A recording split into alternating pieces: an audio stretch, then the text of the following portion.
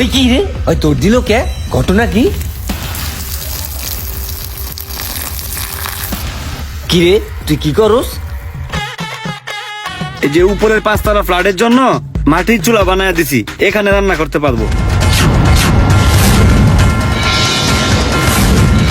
Flat বাসার ভিতরে মাটির চুলা? এই বিল্ডিং এর প্রত্যেকটা ইট আমার সাথে কথা বলে। আমি ভালোভাবেই জানি যে এই কনস্ট্রাকশন সাইট গুলোতে অনেক অনিয়ম ও দুর্নীতি হয়। এই কারণেই আমি আমার নিজের হাতে সমস্ত কাজগুলা করে থাকি।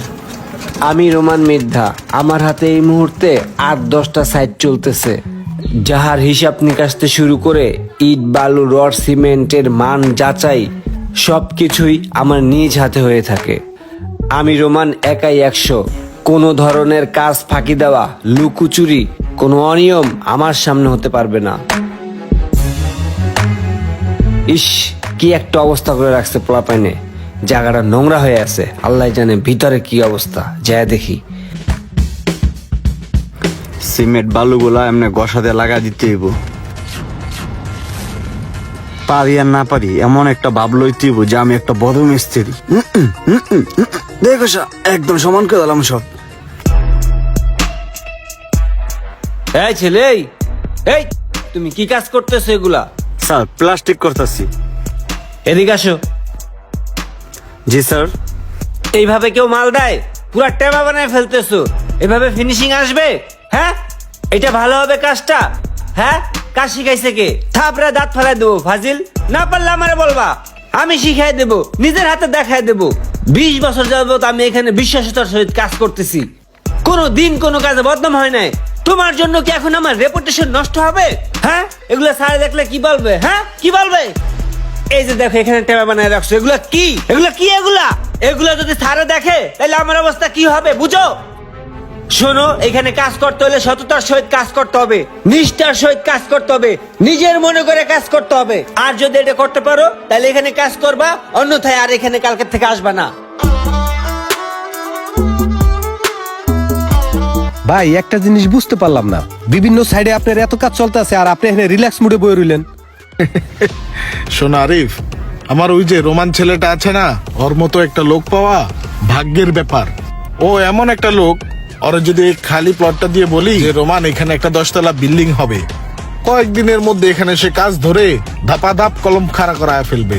আশেপাশে আরো অনেক কাজ চলতেছে, তাদের কোনো খবর নেই, ও এখানে ঠিকই 10 তলা বিল্ডিং খাড়া করায় ফেলবে। আমার ওকে আর কিচ্ছু বুঝায় বলতে হবে না, জাস্ট এনাফ। রোমানের জন্য এতটুকুই যথেষ্ট, ও খুব অ্যাক্টিভ ছেলে। স্যার, আমাদের বিল্ডিং এ এরকম প্রায় 50-60 কেজি রডের টুকরা আছে, যেগুলো আর কোনো কাজে আসবে না। একটা বাঙালিওয়ালা আসছিল, এগুলা কি বিক্রি করে দিব? টাকা পয়সা সব আপনি নিয়েন আর খুশি হয়ে আমাদের যাই দেন। 20টা বছর হয়ে গেছে আমি এখানে সততার সহিত কাজ করতেছি। কোনোদিন মালিক বা এখানের কোনো লেবার কখনো বলতে পারেনি যে রোমান দুর্নীতি করছে, অসৎ পথে চলছে। আর তুই 2 দিন হয়েছে আইসোস, 2 দিনই তুই তোর নীতি বিক্রি করে ফেলতেছস, অসৎ পথে পা দিবি? বেটা জানতে, মালিকের মাল মালিক বুঝবো। হ্যাঁ রড হ্যাঁ বিক্রি করবো না, এখানে গোডাউন বড় রেখে দিব। যা ফাজিল কনকার। আইসে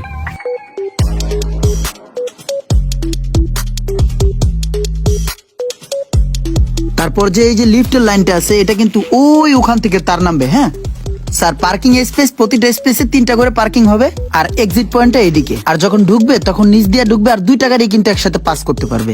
স্যার সামনে আসেন, সিঁড়ির লাইট গুলা দেখিয়ে দিচ্ছি।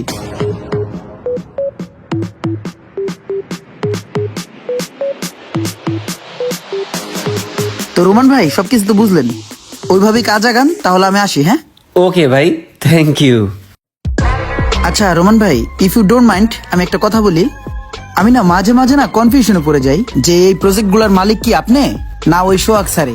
তাকে তো দেখিই না সাইডে, আর আপনি যেইভাবে সততার সহিত কাজ করতেছেন, কন্টিনিউ, ভাল লাগে।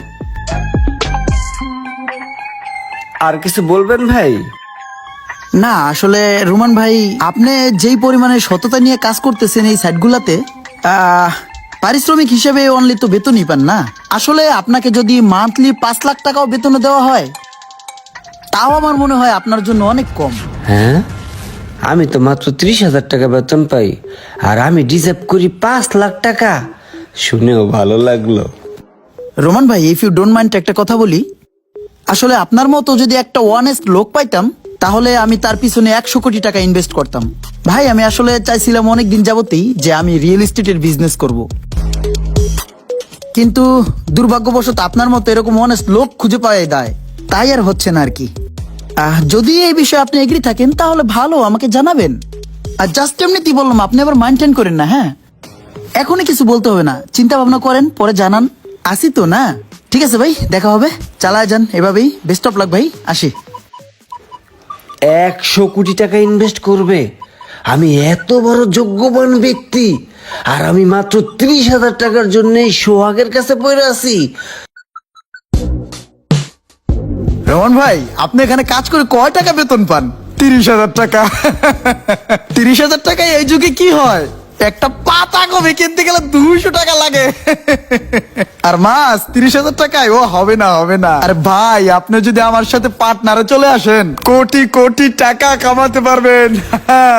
ইঞ্জিনিয়ার ভাই তো কথাগুলো খারাপ বলে নাই। 30,000 টাকা এই যুগে কি হয়? এই রিয়েল এস্টেট সোহাগ নিয়ে কি করে জানেন?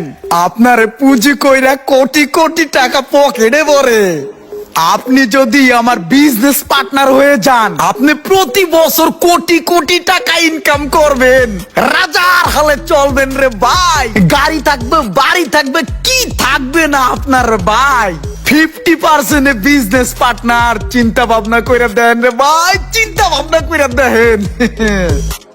ভাই আপনি এই জায়গায় ব্যাটকায় শুয়ে আছেন, আর ওই জায়গায় ছাদ ঢালাই চলতেছে, সিমেন্ট নাই, আপনাদের সবাই ডাকে, তাড়াতাড়ি আয়েন। ওই বিল্ডিংটা কত সুন্দর, ঘুরা দেখ। ভাই। কোনো হারামি। আমি আছি 100 কোটি টাকার চিন্তায়, আর ওই আইসে আমারে ছাদ ঢালাই চলতেছে। ফালতু পোলাপাইন। এই বিল্ডিংটা আমার থাকতো যদি আমি ইমরান সাহেবের মতো একটা লোক আগে পাইতাম। কি পরীক্ষার মধ্যে পড়লাম, এখন যে আমি কি করবো কিছুই বুঝতেছি না। ঘুরে ঘুরে শুধু ইমরান সাহেবের কথা মাথায় বাড়ি খায়। রোমান ভাই, আপনার আছে সততা, আপনার আছে দক্ষতা, আর আমার আছে টাকা।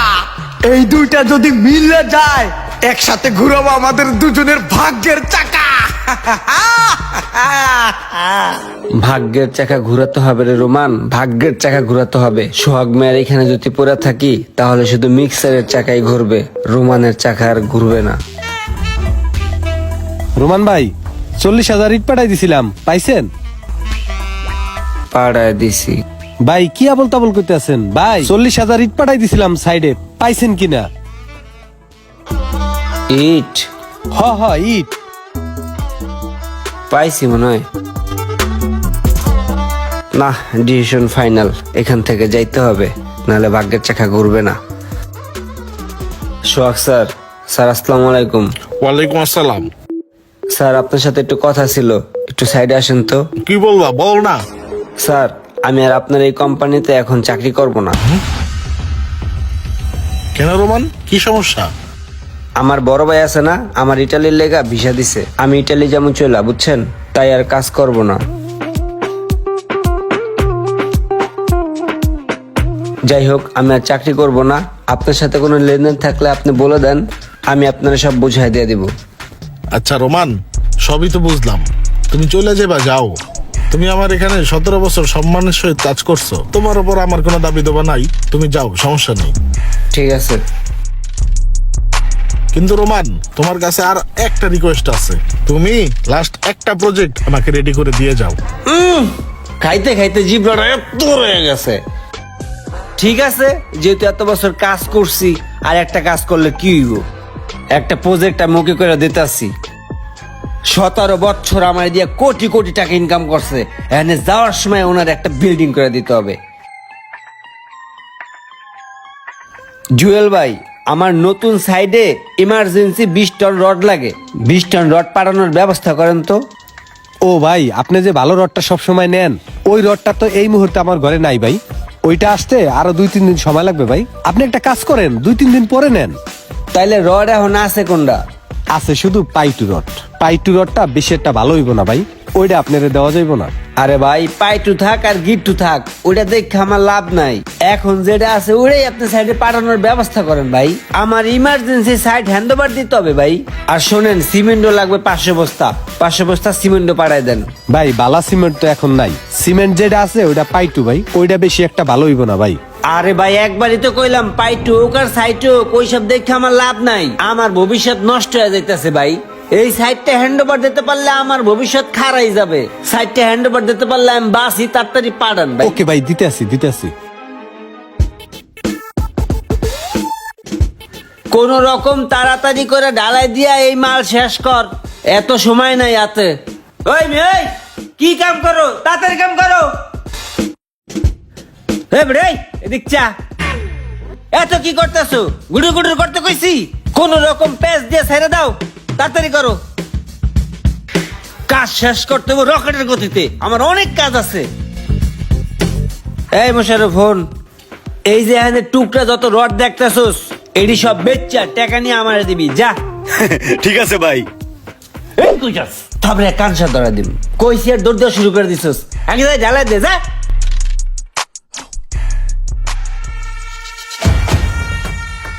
আরে আরে রুমান ভাই কি করতেছেন? এখন পর্যন্ত ঠিক মতন পাইলিং এর কাজ শেষ হয় নাই, অনেক কাজ এখনো বাকি। আপনি তো দেখতেছি তাড়াহুড়ো করে ঢালাই দিয়ে দিতেছেন, এত তাড়াহুড়ো কে ভাই, কি হয়েছে? আরে ইমরান ভাই এত ইঞ্জিনিয়ারিং দেখাইয়েন না। ইঞ্জিনিয়ারিং দেখামু দুইজনে মিললা জাগা মতো যাইয়া, লাস্ট একটা কাজ কোন রকম সাল্লম মাল্লম দিয়া বুঝাই দিতে পারলেই বাসি। বুঝছি ভাই, বুঝছি। আমরা পার্টনার ভাই, আর কয়দিন তারপর আমরা খেলবো। বস, পুরান রড গুলা 15,000 টাকা বিক্রি করছি। গুড। আর এই যে দেখেন, এইবার যে ইটা গুলা দিছে এইটি একবারে মাটির মতো নরম, যা মনে করেন যে মেশিনে দেওয়ার আগেই গুঁড়া গুঁড়ো হয়ে গেছে গা। এগুলা দিয়ে যদি বিল্ডিং করে, এই বিল্ডিং মনে হয় টিকবো না ভাই। বেশি পাকনামি করো, ইঞ্জিনিয়ার হয়ে গেছো গা। কয়টা রড ব্যস্ত দিছি দেখা মাথায় উঠে গেছো গা। হ্যাঁ, আমার বিল্ডিং আমি যেমনি সামনে বানামু, ভাঙ্গা পারে পড়ুক গা। হেডা আমার টামি বুঝমু, তোরে পাকনামি করতে কইছি। মিস্ত্রি ফুটাইতে আসছি। কিরে ভাই, মেন লাইনের পাইপ কই? মনে হয় মনের বলে মেন লাইনের পাইপ ফালাই নাই, এখন কি হইব? এই কিরে কি করস? বস, মনের বলে মেন লাইনের পাইপ ফালাইতে ভুলে গেছি গা, এখন যে কি করবো বুঝতেছি না।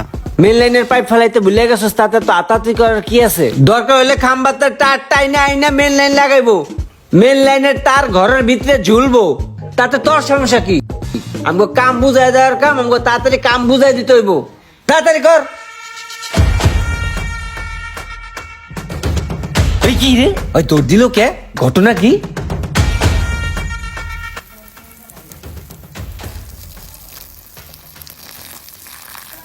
কি রে, তুই কি করস? কি করস তুই? উস্তাদ, অনেক চাপ ছিল তাই ছাইদা দিছি, নিচে যাইতে যাইতে প্যান্টে হয়ে যাইতে পারে।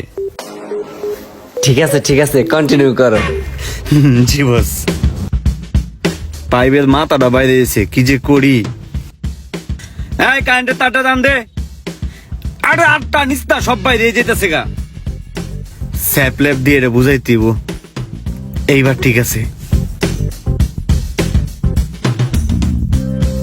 কি রে ওই মোশারফের বাচ্চা, নিচের ফ্ল্যাটের কিচেন রুম কই? স্যার, তালা হলার ঠেলাই ভুলে গেছি গা, কিন্তু সমস্যা নাই, নতুন একটা সিস্টেম বাইর করছি। কি সিস্টেম বের করছুস? এই যে আহেন, এই যে দেখতেছেন না, এই যে উপরের 5 তলা ফ্ল্যাটের জন্য মাটির চুলা বানায় দিছি, এখানে রান্না করতে পারবো। ফ্ল্যাট বাসার ভিতরে মাটির চুলা? মনটা চাইতাছে তোরে এখন পারাইয়া এনে। যাক, মাথা গরম করে লাভ নেই, যা হইছে। এই রুমে টয়লেট কই? ভাই, টয়লেট বানাইতে ভুলে গেছি। ভাই, সবাই দারোয়ানের রুমে গিয়ে বাথরুম করে আইব আনে।